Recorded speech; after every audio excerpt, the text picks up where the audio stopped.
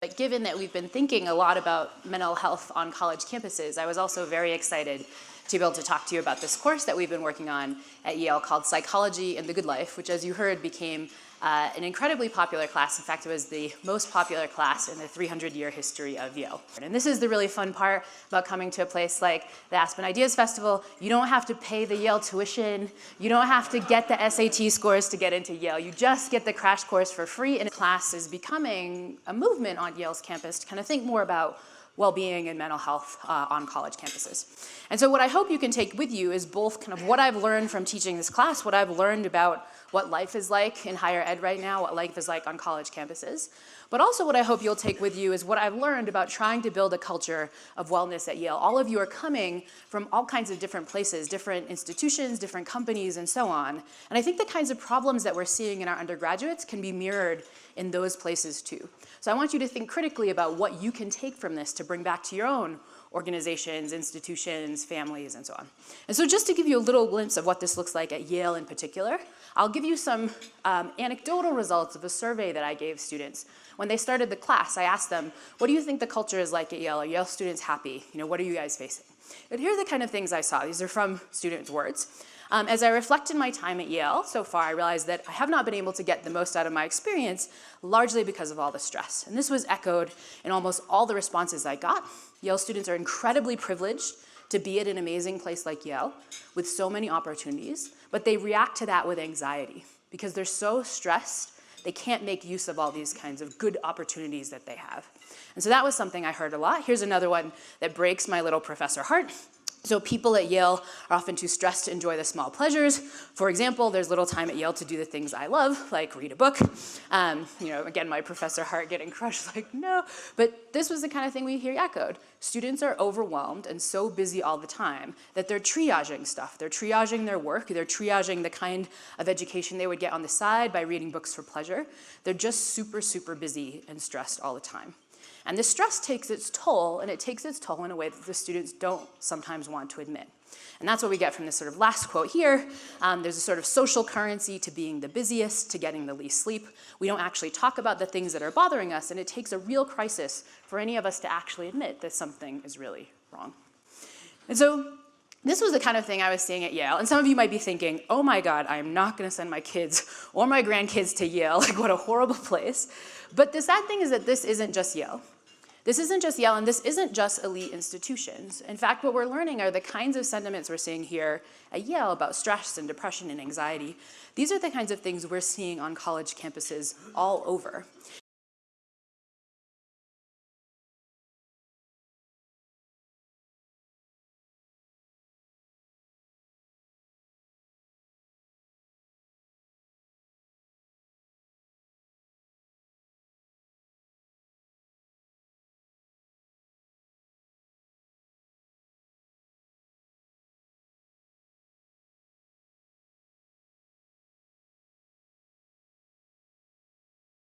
And just to get a sense of that, I'm going to show you some statistics. They're pretty awful statistics, but they're stats on college student mental health. And this comes from the National College Health Assessment from 2009.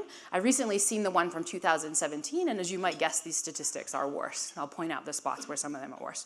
But here's what we see in this survey. What we find is that 40% of college students report more than the average level of stress. That's gone up much more since then. We also see that around a third of students report being so depressed, quote, it's difficult to function a lot of the time. There's a third of our students, right? This is those of you who are in the workforce right now. In 5 years, these are going to be your workers, right? A third of them are too depressed to function. Over 40% say that they feel hopeless a lot of the time. Just under 50% say they experience overwhelming anxiety. This is one that has gone up a lot. This is up to 60% in the 2017 survey. Over 50% report feeling very lonely a lot of the time. This one also has gone up in 2017. And over 80% say they feel overwhelmed by all they have to do all the time. Again, this is not elite institutions. This is all of our college-age students from a nationally representative sample. And If you're seeing these statistics, you're probably thinking the same thing I thought, which is that this is really bad, right? These are our workers in 5 years. These are our youth that's supposed to fix all the problems that my generation caused. These are the people we want to educate at these elite institutions that we're paying so much money to have these students gain access to a fantastic education, and they're missing it because they're so stressed out all the time. The other thing I realized is that this is not what college was supposed to be like. And I saw this and I just felt so sad that I wanted to help. I wanted to do something. I wanted these students to feel happier. I didn't want them to miss college because they felt overwhelmed all the time. And I also wanted to create a better culture because as an educator, in some sense, I'm responsible for this too. I'm part of the whole system that's creating these kinds of academic stresses. And I wanted to find ways to do something a little bit different. But there was a different kind of science I knew we could harness as well. And that's the science of something different, the science of behavior change. The other thing that researchers in psychology and behavioral economics and neuroscience have learned about is how we make choices, how we form habits, how we can behave a little bit better.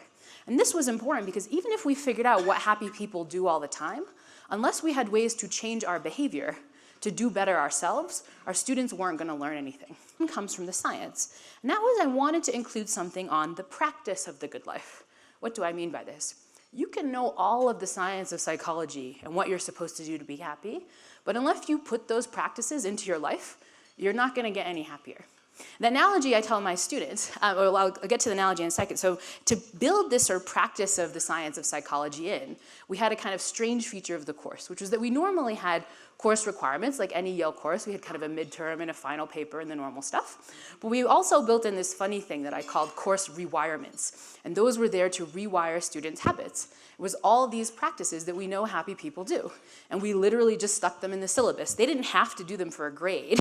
It was just, but because it was in there in the syllabus, these Yale students who are so good at following what's in the syllabus, they did them all, which is great.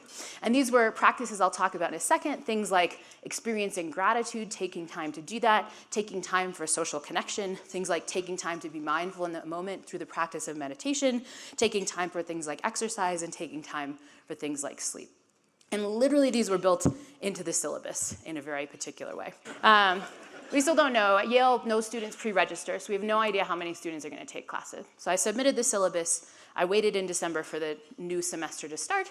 And then I started looking at all these websites we have at Yale to see how many students are interested in our class. And these websites give you these little graphs of how many students are looking at your class on their website.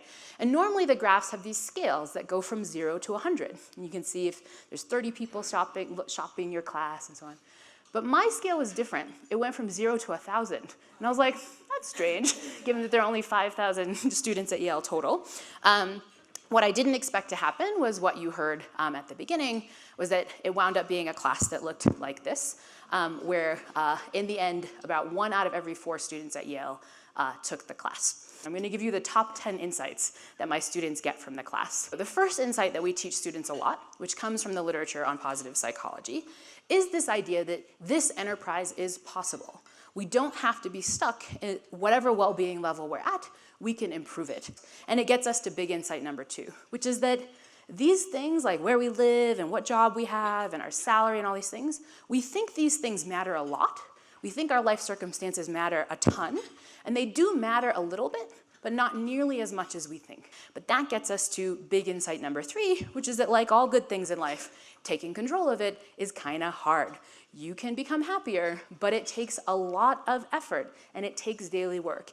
For those of us who tend not to be happy, it takes doing the kinds of things that happy people do that might not feel intuitive to you, but if you do them every day, you can bump up your own well-being. Like you can hear all these studies and you can get an A in this class, but unless you put this stuff into practice, it's not gonna help. You have to do the work. And this is why my students with their little hashtagging, students do all this Twitter hashtagging, so they hashtag stuff, hashtag the class, hardest class at Yale. Not because the midterm part was hard. I mean, it was like an easy social science class, frankly, but the real work was really hard. The real work required effort every day, and it required going against your intuitions of what would work. And that gets us to insight number 4. One of the hard things you have to do when you begin this enterprise is recognizing that your intuitions don't work. It's recognizing that your mind is lying to you a lot of the time about what it means to be happy. And that's what the last insights are about, what you can actually do, even though you don't forecast it, to be a little bit happier. And the first one, the most major finding in the field of positive psychology, is that very happy people tend to make time for social connection. They tend to prioritize the people that they care about in life. Okay, so that was big insight number 5. Big insight number 6 is a similar one we don't forecast, but it's about helping others. And it's the idea that helping others helps us more than we expect. So now we get to big insight number 7. Another thing we forecast might not matter that much, but turns out matters a lot to being very happy. And that is to make time for gratitude, to make time for gratitude every single day.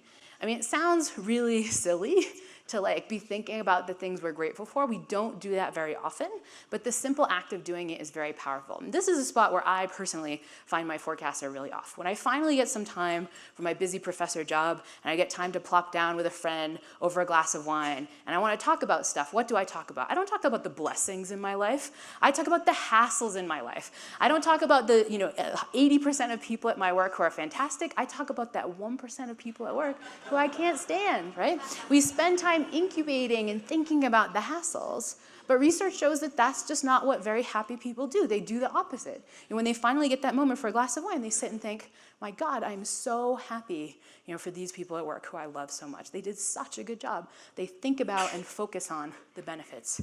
And again, you might think that's just what very happy people do. That's just where their mind goes. But you can do that too, simply by forcing yourself to think about this stuff. And a simple way to do it is sort of shown in the picture that I had up on the screen there a few seconds ago. It's just writing down every day a quick list of the things you're grateful for. You can do this on paper. There's lots of apps where you can do this. But research suggests that just doing this over the course of a week can significantly bump up your well-being over time. And if you want an extra hard way to do this over time, you could express gratitude not just privately, thinking about all the things you're grateful for yourself, but you could do it in a way that increases your social connection. And that is to express your gratitude to the people that you are grateful for. And this is research that folks like Marty Seligman and his colleagues have done. They've had people do this, literally write a letter of gratitude to someone. Here's the prompt that we showed students in class. We say, in the next week, you will write a letter of gratitude to someone who has helped you or has been especially kind to you, but has never properly been thanked. Then deliver that letter to the person in question. Ideally, read it to them. Physically show up and be like, wait, don't say anything yet. I just have to get through this thing, and just read it to them. Again, what do we forecast? We forecast this is going to be awkward. This might be some teacher from high school that you haven't seen in forever. The person's going to find it super weird or whatever. What actually happens? The person to whom this is read describes this as one of the best experiences in their life. There will almost surely be happy tears when you do this. And you also will experience an incredible surge of well-being for having done this, for having so positively affected somebody. And Marty Seligman's research shows that that surge of well-being can last for up to a month. Insight number 8 is another one that's really hard for my Yale students, which is that healthy practices of the kind that we're supposed to be doing all the time matter a lot more than we think. What do I mean by healthy practices? I mean the stuff, all the platitudes are written about. I mean simple things like exercise. As an even tougher habit for my Yale students is another healthy practice that we forget the importance of, namely sleep. Just as a FYI, current high school students, any guesses about how much they regularly sleep? Yes, most public high schools report that their students sleep between 4 and 5 hours at night. And the Yale students, that's true too. Top insight number 9 is that something else that matters is taking time to be in the present moment. Again, something that's trickier and trickier for our college students and trickier for all of us that have things like devices and just stuff going on in the modern day. And now we get to finally top insight number 10, which is to become wealthy, but not in the way you think, not in terms of money, in terms of time. And this is a concept that's very hard for busy people like this in this room and very hard for my undergraduates, which researchers refer to as time affluence, being rich in terms of time. It's the opposite of what we experience a lot, which is time famine. And just to give a final story from the class, I was going to teach students about time affluence, but I realized that that's the thing that they're worse at, right? That's the thing that they have the least of. And so it felt ironic to kind of bring them into lecture and make them read some papers on this and so on. And so I said, I know, I'm going to gift them some time affluence. So students came to class thinking it was going to be a regular class, and as they walked into class, my teaching fellows handed out a flyer that said, today's lecture is on time affluence, and to teach you about it, I'm going to give you some. There's no class today. but you can't work. You can't spend this surprise hour doing work. You have to do something that's gonna bump up your well-being. And because I knew my overwhelmed students would be so taken aback by this, I gave them a big list. It was like, go to the library and read something cool. Like, you know, like go to the museum, like take a walk, like have a bubble tea and savor it. It was just like a big list. Students freaked out. Like about 8 of them hugged me. One started crying.